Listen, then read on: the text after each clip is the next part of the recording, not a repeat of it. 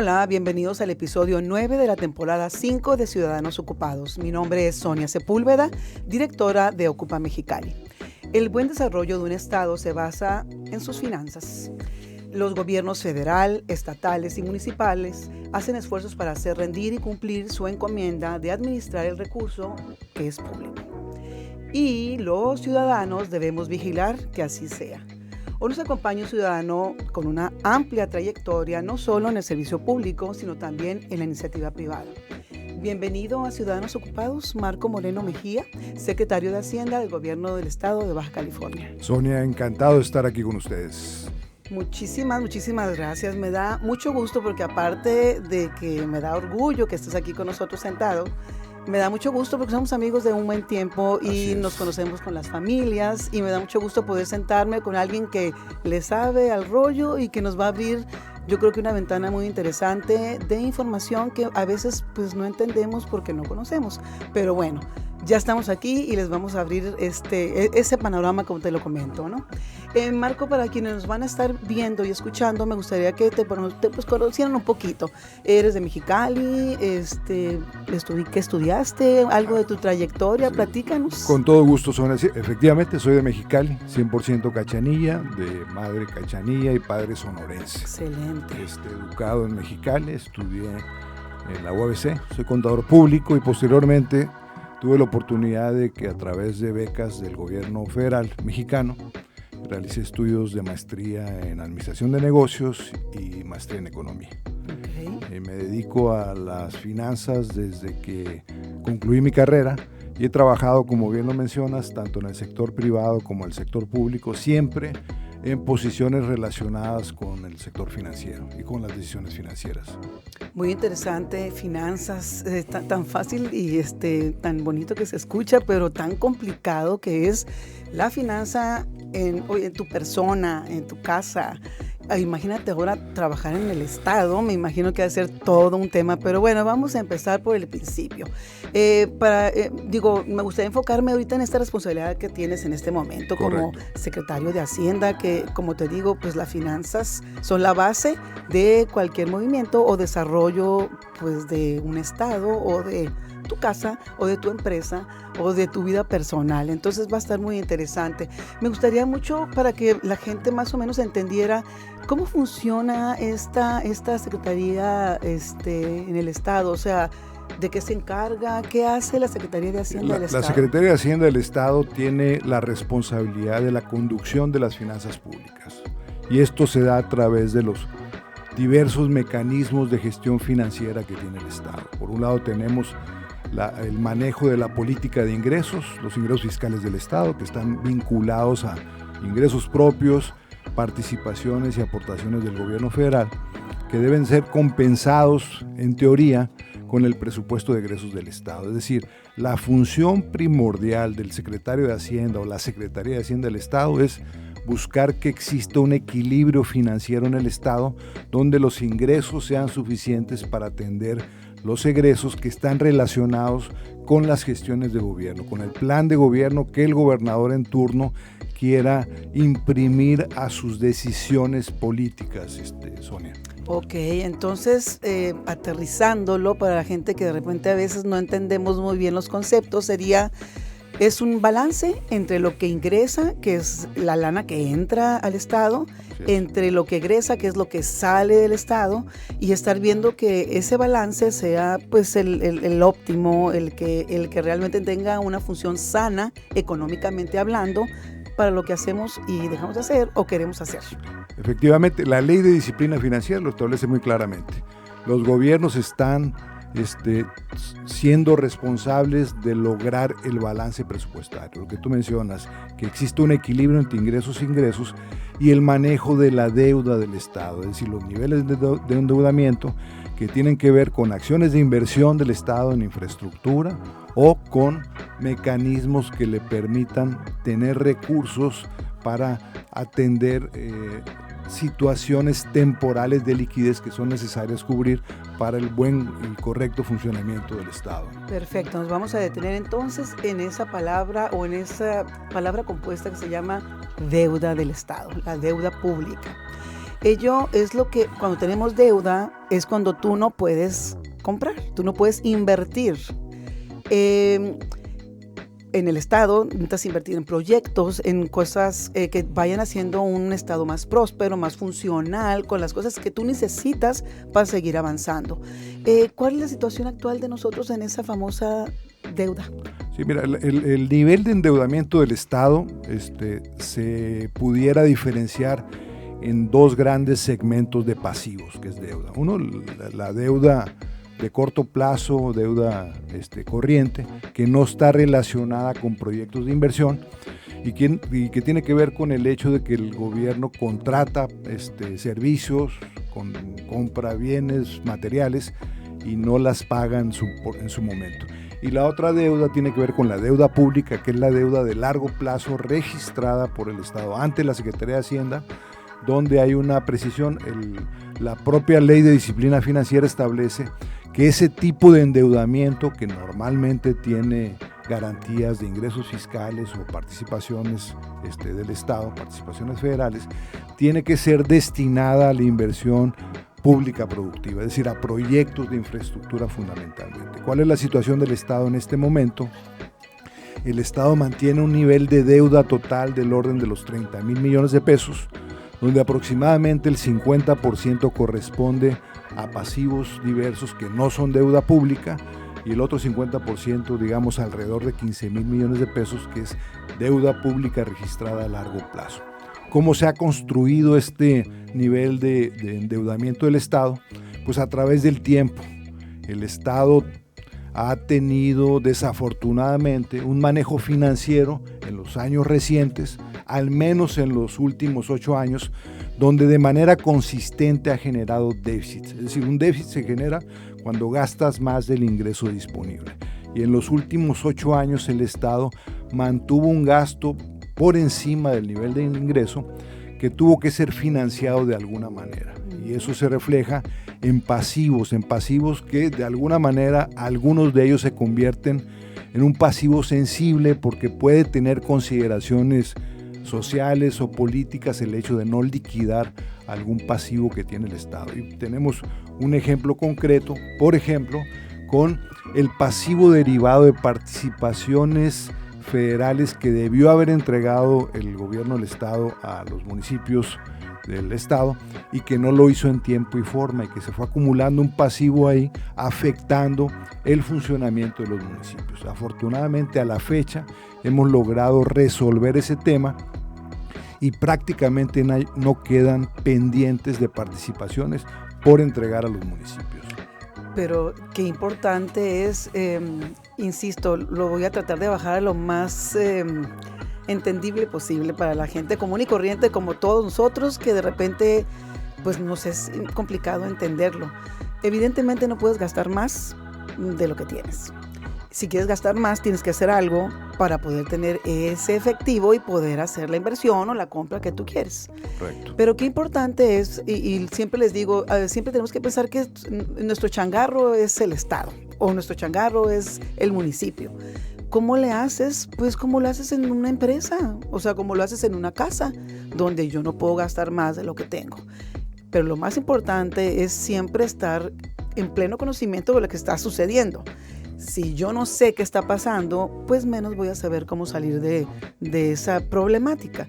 Entonces, número uno, pues hay que estar vigilantes de lo que sucede, ¿verdad? Sí.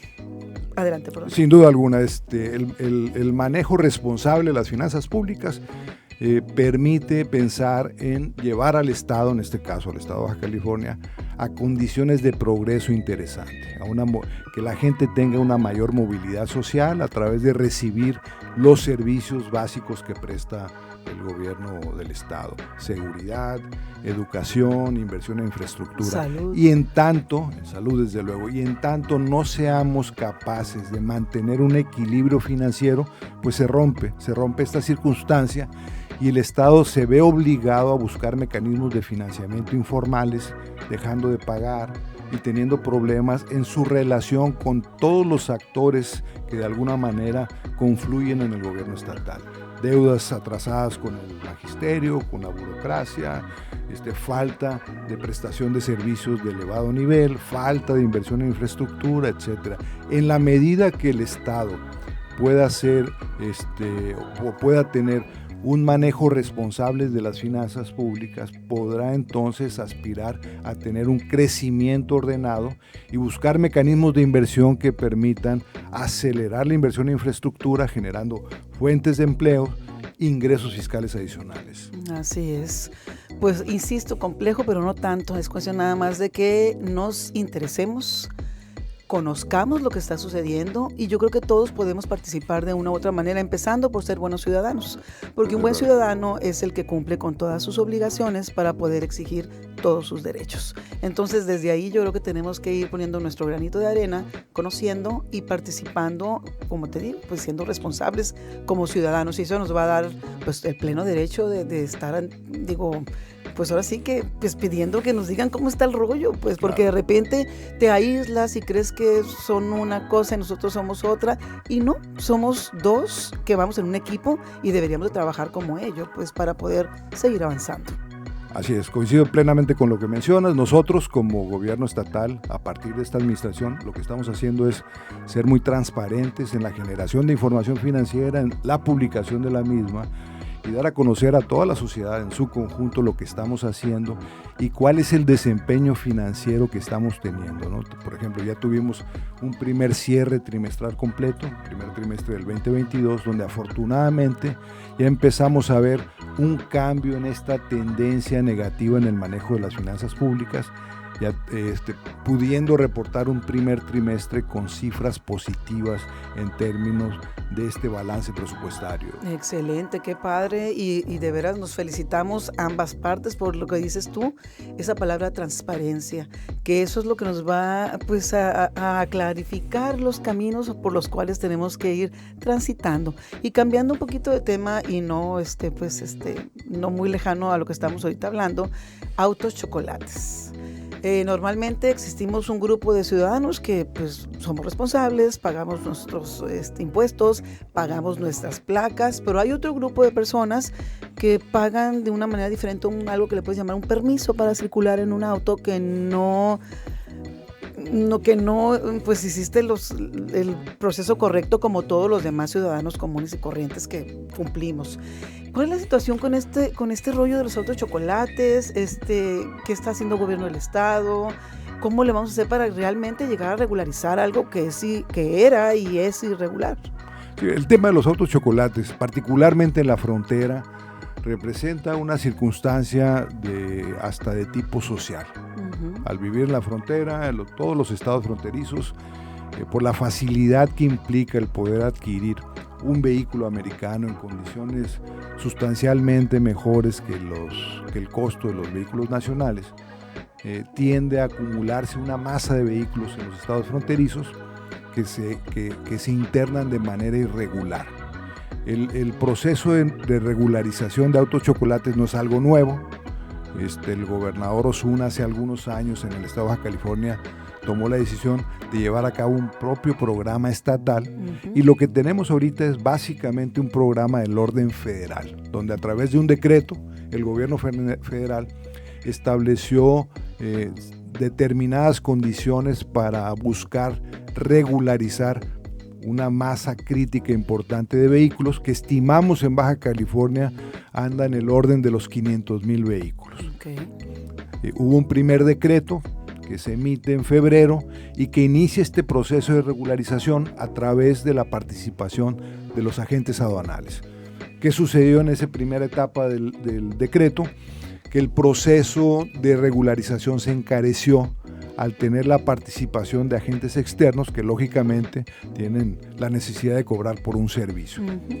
El gobierno federal en alcance emite un nuevo decreto en marzo donde establece reglas más prácticas buscando que el costo de la regularización se ubique en un importe de los $2,500 pesos. A partir de ello, nosotros como gobierno estatal buscamos al gobierno federal para tratar de establecer un mecanismo conjunto donde concurriéramos nosotros como gobierno estatal para buscar darle tracción al volúmenes de vehículos que se van a regularizar, y ya lo logramos a través de la firma de un convenio particular, gobierno del estado con el gobierno federal, donde nosotros estamos participando a partir de la semana pasada de manera más activa en el proceso.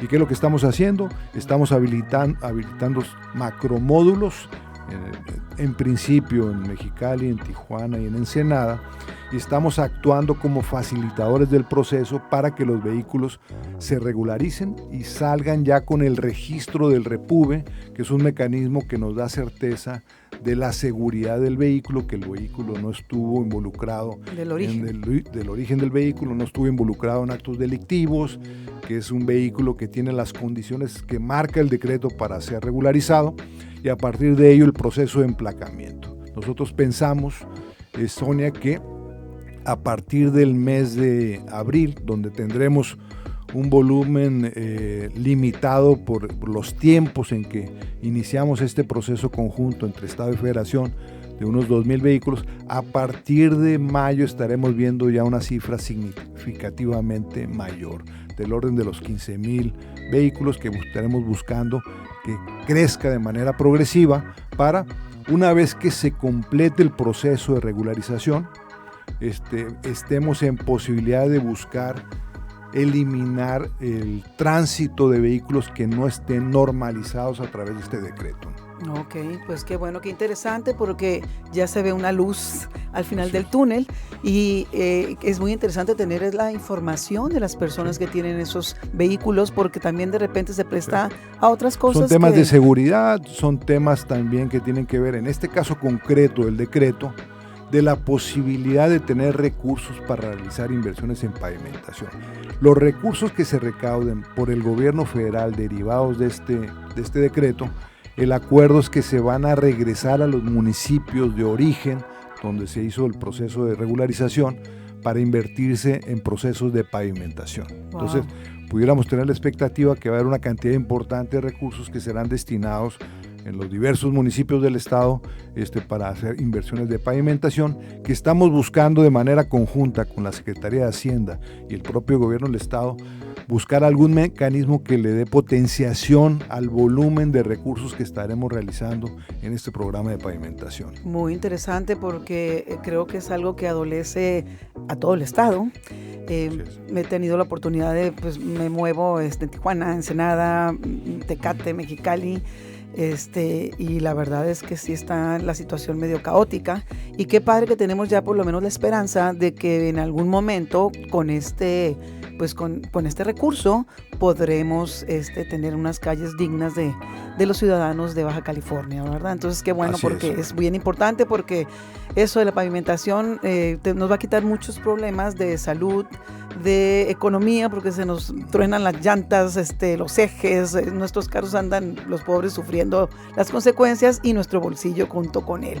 Entonces qué bueno, me da mucho gusto, y esperemos que pues ahora sí tenga fecha y que sea pronto. Vamos a hacer todo lo necesario para que esto, insisto, tenga tracción, tenga volumen. Hay una masa importante de vehículos que están en la circunstancia de ser regularizados, y vamos a buscar hacer todo lo necesario durante este ejercicio para potenciar ese efecto. Excelente, Marco. Hay otro tema que yo creo que desde el principio de la administración también generó una polémica muy grande por la cantidad que se había invertido, por los actores políticos que participaron, y es la planta fotovoltaica en Mexicali. Tenemos entendido los mexicalienses por medio de los medios, vaya la redundancia, de comunicación, donde creo que ya se anunció una investigación al respecto, y pues se suponía que iba a haber algunas demandas, varias situaciones. Para que la gente entienda qué pasó, de qué se trató este asunto y el estatus, cómo vamos en este momento. Sí, el proyecto de la planta fotovoltaica es un proyecto que nosotros tuvimos conocimiento de él durante el periodo de transición. Hay una ley de entrega-recepción en el estado donde obliga a la administración saliente compartir la información importante con el grupo entrante, ¿no? Del grupo de posibles funcionarios o responsables en este proceso de transición, de revisar el estado de las cosas que guarda el gobierno en ese momento. Durante ese periodo de tiempo, nosotros insistimos en tener toda la información del proyecto de la planta fotovoltaica, cosa que no sucedió. Tuvimos ciertas reservas de la administración anterior de compartir la información a detalle del proyecto. Sin embargo, a través de diversas circunstancias logramos tener información que nos alertó en las condiciones que el proyecto había sido negociado. Los cómo. Y a partir de ese momento, de manera franca y abierta, la actual gobernadora, en aquel entonces gobernadora electa, nos pidió que nosotros, su equipo técnico de trabajo, tuviéramos una visión técnica del proyecto, es decir, que no buscáramos politizar el tema, sino que hiciéramos un planteamiento objetivo en términos de lo que representaba el proyecto desde el punto de vista técnico, jurídico y financiero. Y eso fue lo que hicimos.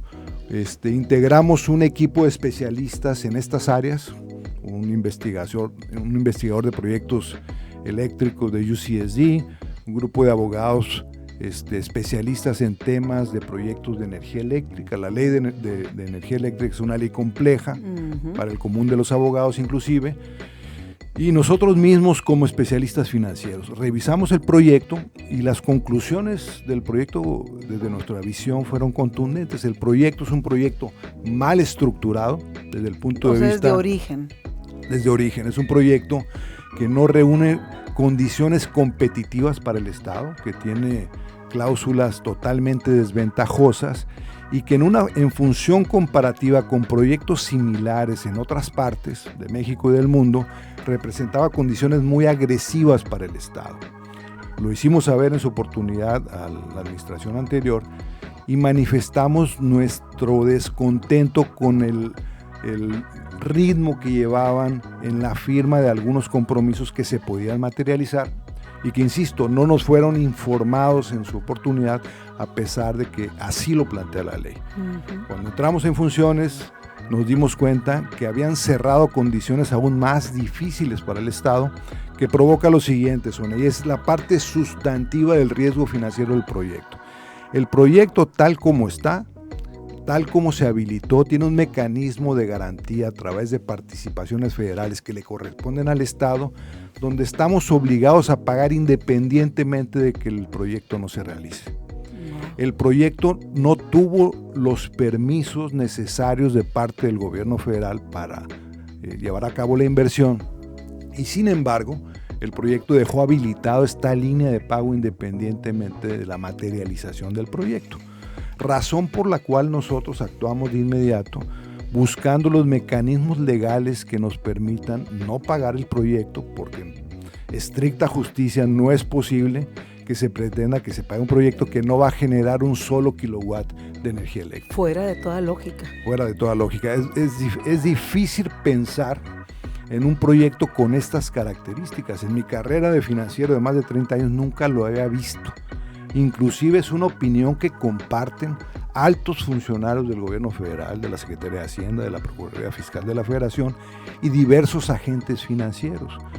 Una vez que nosotros entendimos bien la conformación del proyecto, fuimos a buscar opiniones adicionales para estar seguros de lo que estamos planteando tenía sentido.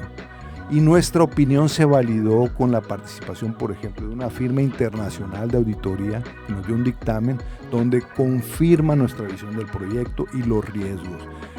Y de esa manera lo que hicimos fue activar mecanismos de defensa jurídica que nos permitieran detener el pago del proyecto, cosa que logramos con la suspensión de un juez, detener los pagos del proyecto, pero que a pesar de ello, por la dinámica de los tiempos del proyecto, el agente financiero, en este caso Banca Firme, logró obtener participaciones federales que le corresponden al Estado por 123 millones de pesos, que no nos han sido devueltas, y que también ya iniciamos un proceso legal contra el banco demandando el reintegro de esos recursos que le corresponden al Estado, ¿no? Es decir, desde un punto de vista lógico, desde un punto de vista racional, desde un punto de vista ético, no es posible que se pretenda que el Estado pague un proyecto que no se va a ejecutar, que no se va a llevar a cabo. Así de sencillo.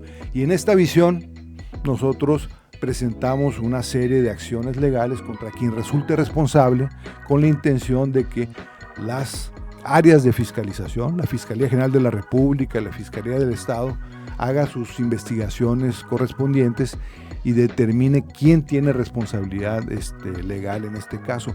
¿Por qué razón se firmaron ese tipo de compromisos que, insisto, están totalmente fuera de lugar? Qué increíble. No tengo palabras para decir la irresponsabilidad que conlleva todo esto, porque evidentemente los gobiernos están constituidos o lo trabaja cierto grupo de personas que se supone que están preparadas para hacer ese tipo de cosas de una manera correcta, ética y con valor, como lo dices hace ratito, ¿verdad? Entonces, pues ¿cómo puedes confiar en cierto? O sea, no, estoy trabada. Es increíble. Coincidimos en esa apreciación definitivamente, y la postura de la gobernadora ha sido muy enfática en ese sentido. El gobierno del Estado no va a permitir que le sean capturados, imagínate, 1.700 millones de pesos anuales con una variable de incremento los primeros 18 años por un proyecto que nunca va a ver la luz y que nunca va a tener los permisos, que inclusive, previo a su proceso de licitación y de contratación, fueron advertidos por parte de la Secretaría de Energía de que el proyecto no era facultad del Estado licitar y que no tendría los permisos correspondientes para su funcionamiento. ¿Eso qué indica? Que, bueno, hay dos alternativas extremas, Sonia, en este sentido. Una es la ineptitud total y la otra que hubiera un espacio de corrupción en relación a las decisiones que se tomaron para que el proyecto avanzara en ese sentido.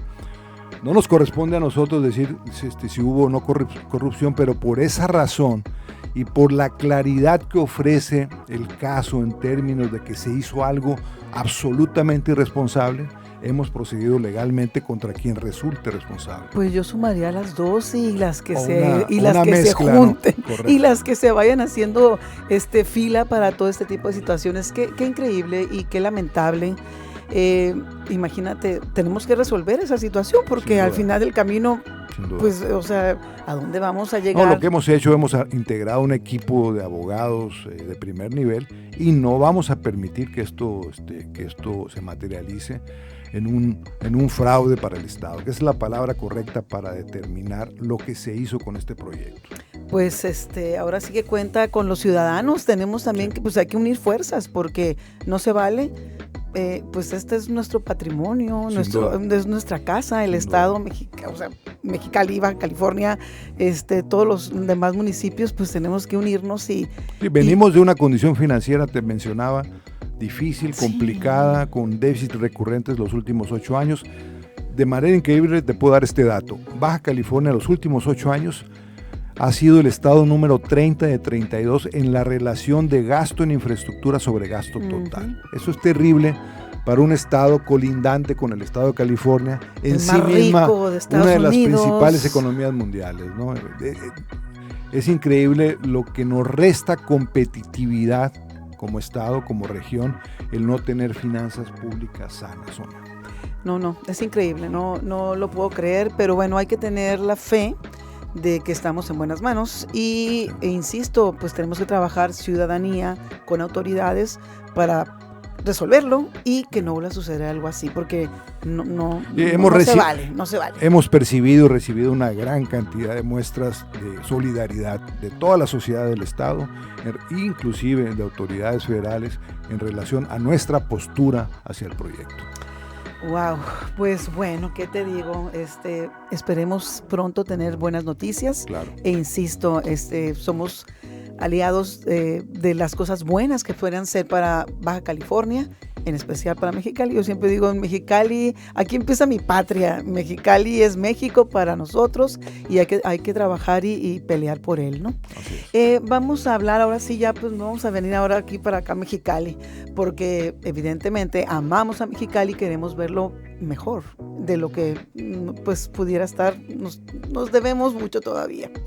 Muchos de los proyectos estratégicos que en tu administración en este momento por parte de Hacienda, pues es como dijimos desde el principio, pues son los de la lana, los chelines. Si no hay lana, pues no hay viabilidad para hacer proyectos.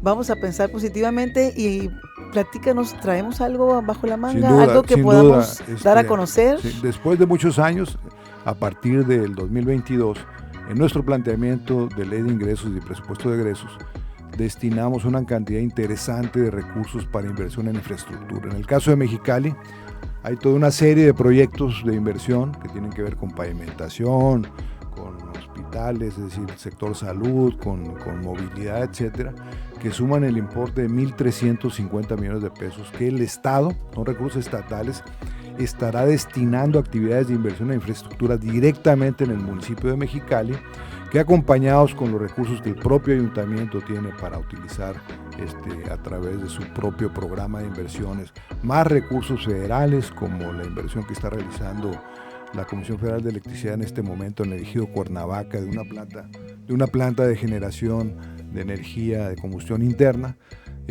Nos parece que por primera vez en muchos años vamos a poder notar acciones de inversión en infraestructura en nuestro querido Mexicali, Sonia. En el tema de educación. Sí, digamos que estamos abarcando los principales rubros de inversión, que incluyen desde luego educación, deporte, cultura, movilidad, pavimentación, etcétera, ¿no? Hay todo un grupo de proyectos que serán financiados con recursos que pondrá directamente el gobierno del Estado y que, insisto, estamos hablando de un importe de 1.350 millones de pesos para el 2022. Ay, excelente, qué bueno, qué gusto nos da escucharlo porque pues la verdad antes de entrar aquí platicábamos y como que pues ha estado muy lento de unos años hacia atrás el desarrollo del Estado y ya nos hace falta, como dices tú, pues no podemos estar tan abajo de lo que ya hace el vecino país, que correcto, como dices, no podemos quedarnos atrás, o sea, somos vecinos y deberíamos, por ende, pues ir trabajando mano a mano, ¿no? Entonces, las oportunidades, la ubicación, lo tenemos todo. Ahora sí, pues necesitamos ese pequeño empujoncito que... Sí, está el secretario de SIDURT, Arturo Espinosa, que también es de Mexicali, está muy activo ahorita con los proyectos de inversión relacionados con la ciudad, con la intención de atender lo que fue autorizado por el Congreso. Excelente, ya lo invitaremos entonces para que nos platique a detalle todo lo que vamos a estar esperando para lo que viene en corto plazo. Así lo vamos a ver. Te comentaba al principio también a la gente que nos va a estar viendo y nos va a estar escuchando que aparte de trabajar en la parte pública, pues también has trabajado mucho en la parte privada. Eres un empresario que sin duda pues tiene mucho tiempo trabajando en Mexicali, en el estado, en empresas que también movían mucho la economía en el estado y también en México, porque hubo empresas a nivel nacional en la que estuviste trabajando, muy interesante. Gran parte de lo que ocupa Mexicali busca es resignificar esa figura del empresario, y no estoy hablando nada más del empresario fuerte, del que tiene una gran empresa, no, es el empresario, el chico, el mediano y el grande. Tú que fuiste empresario, ¿qué papel juega un empresario en el desarrollo de una ciudad, de un estado, de un país? Juega un papel fundamental. La verdad es que los procesos de inversión no se explican sin la participación del sector empresarial. Un dato, Sonia, alrededor o más del 70% de la inversión que se realiza en el país y en el estado, desde luego, viene de inversión privada. Lo que estamos nosotros buscando, y es uno de los ejes del plan financiero que revisamos con la gobernadora, es buscar potenciar la inversión, que el Estado participe de manera más activa en procesos de inversión en infraestructura y buscar atraer inversiones del sector privado para que permitan, 1, el crecimiento del empleo, 2, la movilidad social. el tema de la inversión privada en la economía es uno de los pocos asuntos, me parece a mí, donde los economistas de todas corrientes ideológicas se ponen de acuerdo en los beneficios que tiene la inversión de todo tipo en el crecimiento económico. Actúa como un multiplicador de la economía. Cuando hay inversión privada en el Estado, nosotros como Estado nos vemos beneficiados a través de la generación de ingresos fiscales. Hay una nueva inversión, hay plantas de producción, el sector maquilador. ¿Qué consecuencia tiene para nosotros en las finanzas públicas del Estado? Que tenemos mayor cobro de impuestos, que tenemos mayor impuesto a la nómina, que podemos vender mayores servicios, hay mayor demanda de agua, de energía eléctrica, etcétera. No pudiéramos ser nosotros un gobierno más orientado a buscar que haya procesos de inversión del sector empresarial, desde luego de todas las, digamos, estratos de las empresas, pequeñas y medianas empresas, grandes empresas que vengan a invertir. Todo eso tiene un beneficio en la educación, en la salud, en la movilidad social, etcétera, ¿no? Desde luego que nosotros tenemos esa visión, Sonia, de ser muy responsables y muy cuidadosos del marco jurídico que le dé certeza a las inversiones privadas y desde luego convivir o concurrir ambas partes, gobierno, sociedad y sector empresarial, en potenciar inversiones que van a tener beneficio para todos nosotros. Sí, es bien importante entender que todos somos emprendedores de una u otra manera. Hasta el que es empleado es emprendedor porque tú estás trabajando y también estás pagando impuestos. El que te emplea, pues obviamente está generando el movimiento de esa liquidez que se necesita para tener una economía sana. La parte del gobierno, pues hay entes que trabajan en los gobiernos, en las autoridades, que al final también son emprendedores porque también ustedes generan ciertos impuestos. Todos, de una u otra manera, tenemos que entender que nuestro origen es ser ciudadanos, porque ahorita a lo mejor estamos sentados aquí, pero somos ciudadanos. Ahorita a lo mejor tú estás en tu chamba en gobierno del Estado, pero eres un ciudadano. A lo mejor yo ahorita puedo ser ama de casa o puedo ser la directora de Ocupa, pero soy una ciudadana que no va de paso en una ciudad. Eres un habitante, eres un ciudadano y como tal, pues tienes que entender que eres pues el dueño del changarro. El día que te la creas, el día que te empoderes, el día que realmente te enteres de lo que está sucediendo y de cómo tú puedes coadyuvar para mejorar las cosas, porque también de repente tenemos que entender que ya no estamos para dividir ni para estar restando, tenemos que sumar y unirnos como autoridades y unirnos como ciudadanos para poder trabajar en equipo. Creo que esta va a ser el día que realmente lo intentamos de ambas partes, las cosas van a cambiar y yo los invito a que conozcamos qué se hace. Si yo no entiendo algo, búscalo, investígalo. Ahorita no podemos decir, no sé dónde investigar, porque ahorita con estos aparatos, la tecnología y estos aparatos como los celulares, las computadoras y demás, te facilitan mucho la vida. A veces me quejo de ellos, pero la verdad es que es una maravilla. Intenta en un instante de tu vida realmente interesarte por lo que pasa por lo menos con tu vecino. Empieza por ahí y vas a ir creciendo en esa parte de responsabilidad social y cívica que necesitamos tener autoridades y ciudadanos. Esperemos en Dios que algún día lo entendamos y me da mucho gusto la idea y el concepto que me das del empresario, porque de repente te digo también a veces escuchamos empresario y hasta yo veo gente que se enoja porque este empresario que tiene todo resuelto.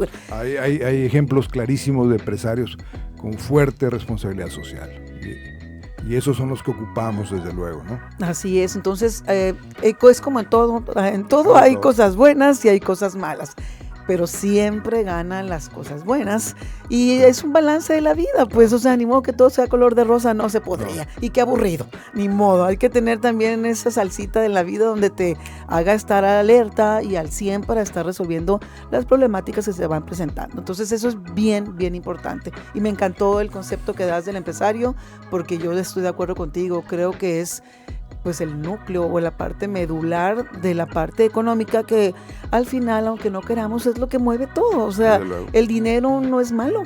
el dinero no tiene ningún problema. El problema es lo que hacemos con él o lo que creemos sentir que hacemos con él. O el origen del mismo. O el origen del mismo. Cuando no se deriva de actividades. Así es. El dinero por sí solo pues es nada más un ente de cambio. Yo te pago por esto y yo recibo esto por lo que te estoy dando. Y para de contar. Entendamos esa parte y yo creo que vamos a ir avanzando mucho. Y insisto, somos personas inteligentes y muy ocupadas en que las cosas funcionen y funcionen bien. No quiero que te me vayas sin hacerte la pregunta obligada que hacemos a todos nuestros invitados. Y aparte por la posición en la que estás en este momento, creo que nos vas a dar una perspectiva de respuesta que traigo yo en mi cabeza y sé que nos va a encantar. ¿Cuál es tu visión del Mexicali que quieres? Bueno, yo veo a Mexicali con grandes posibilidades de ser una ciudad que participe en grandes proyectos económicos con sentido de competitividad internacional. Creo que tenemos todas las condiciones necesarias para lograrlo. Tenemos un sistema educativo interesante, tanto público como privado. Tenemos universidades de excelencia, el UABC, el CETIS, de la que por cierto soy consejero, donde están preparando una gran cantidad de jóvenes bien preparados, con mentalidades empresariales, con mentalidades de servicio público, etcétera, que son, digamos, desde mi punto de vista, la referencia de lo que podemos lograr como sociedad aquí en Mexicali. Tenemos una localización geográfica extraordinaria, vecinos de California, un paso a la exportación importantísimo, tenemos un grupo de la sociedad con una mentalidad bicultural, donde entendemos la dinámica fronteriza, la forma de interactuar con los americanos de la manera correcta, donde podemos tomar ventajas en términos de procesos productivos para ser proveedores tanto para el mercado de exportación como para el mercado nacional. Tenemos sistemas educativos interesantes también en el ámbito público, una gente con un carácter orientado al trabajo, gente decente. Me parece que hay todas las condiciones suficientes para pensar que cada vez tendremos un mejor Mexicali con la participación de todos los ciudadanos de bien que buscan que mejoren nuestras condiciones de vida aquí en la ciudad, Sonia. Wow, yo estoy convencida de que así va a ser y no me importa el tiempo que nos lleve, lo tenemos que lograr porque, insisto, lo tenemos todo. Nada más hay que, insisto, creérnosla. El día que nos la creamos, pues vamos a ver, vamos a tener un panorama completamente diferente. Así es. Mi querido Marco, pues te agradezco muchísimo, muchísimo tu presencia. La verdad es que todos estos proyectos que nos platicas, esperemos que sean en corto plazo, que lleguen a cristalizarse en este corto plazo. Mexicali necesita mucho de eso, el Estado necesita mucho de eso, y eso va como que a romper ese caminito que traíamos así como medio aletargado y tedioso, pero ahorita va a cambiar con muchas cosas que nos platicas. Esperemos que así sea, e insisto, el trabajo conjunto tanto de las autoridades con la ciudadanía, pues va a ser un punto clave para que suceda. Ten la certeza de que vamos a poner todo nuestro empeño en que eso se logre, Sonia. Te conozco y sé que así va a ser. Y quiero también que cuentes con nosotros, cuenta con todo nuestro apoyo. Nosotros podemos comunicar muchas cosas interesantes, agradecer muchas cosas interesantes. Siempre he dicho, estamos para aplaudir lo que se merezca aplaudir y para señalar pues lo que tengamos que señalar. Correcto. O sea, y es muy padre cuando tienes la capacidad también de inteligencia donde te dicen, esto que estás haciendo creo que no va por ahí y que tú con la inteligencia lo vas a entender y viceversa, donde me vas a decir, no, sí va por ahí, por esto, esto y el otro. Entonces yo creo que en el conocimiento y en la forma en que nos hagan entender las cosas de ambas partes, pues las cosas van a ir mejorando. Así que pues vamos a estar muy vigilantes. La ciudadanía, esa es la chamba de la ciudadanía, ser un buen ciudadano, como lo dije hace rato, donde yo cumplo con mis responsabilidades, pero también tengo el derecho pues de estar enterándome de lo que está sucediendo, y para eso, como dices tú, pues existe algo que se llama transparencia. Entonces vamos a contar con que así va a ser de ambas partes y no nos queda más que ponernos a chambear por un mejor Baja California y yo insisto por un mejor Mexicali. Yo siempre voy a seguir peleando por Mexicali porque amo Mexicali. Yo no soy cachanilla, pero tengo toda mi vida viviendo aquí y la verdad le agradezco eternamente todas las cosas buenas que he vivido y las malas también, porque de ahí he aprendido mucho.